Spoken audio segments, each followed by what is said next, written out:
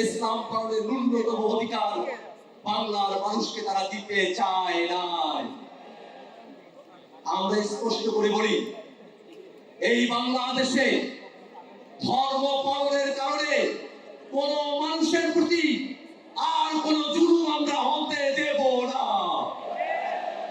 ক্ষমতার ভারসাম্য নিশ্চিত করে নতুন গণতান্ত্রিক বাংলাদেশ বিনির্মাণের জন্য 24-এর অভ্যুত্থানে আমরা অংশ নিয়েছিলাম। বাংলাদেশে শুধু নির্বাচন দিয়ে এদেশের গণতন্ত্রকে সুরক্ষা দেওয়া সম্ভব নয়।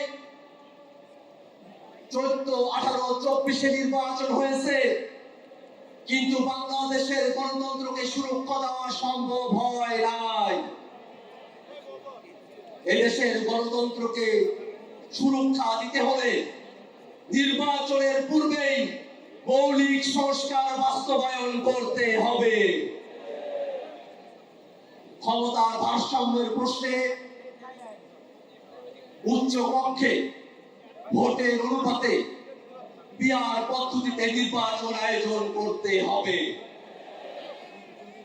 পিআর পদ্ধতিতে নির্বাচন হলে উচ্চ কক্ষ চাই না, এই বক্তব্য যারা দেয় তারা জাতির সঙ্গে প্রতারণা করে।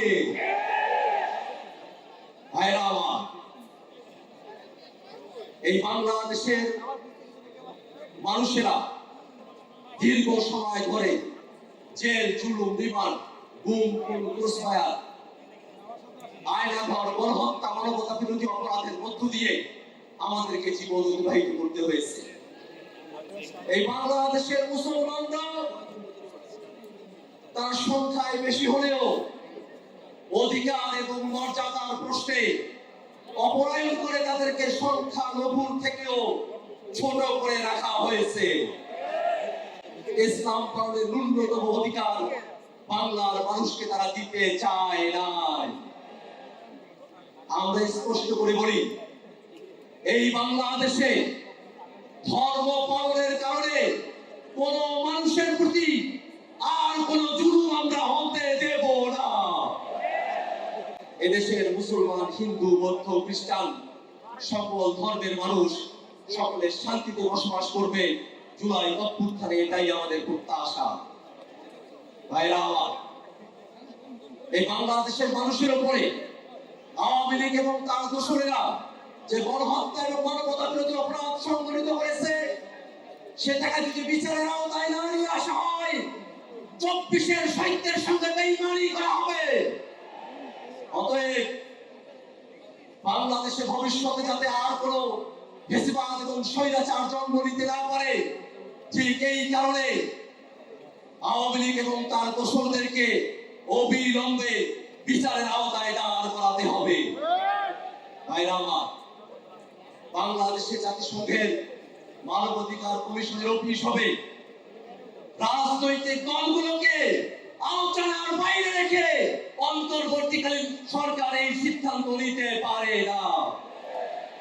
ভাইরা আমার, জুলাই সনদ এবং জুলাই ঘোষণাপত্র নিছক কোন ইতিহাসের দলিল না হয়ে বাংলাদেশের মানুষের মুক্তির সনদ সেখানে লিপিবদ্ধ থাকতে হবে।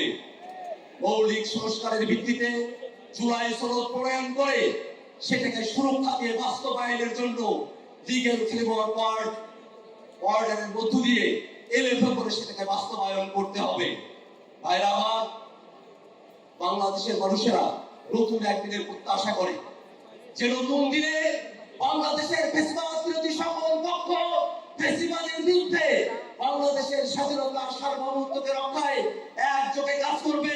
এই আহ্বান জানিয়ে জাতীয় নাগরিক পার্টি এনসিপির তরফ থেকে আপনাদেরকে শুভেচ্ছা জানিয়ে আমি আমার বক্তব্য শেষ করছি।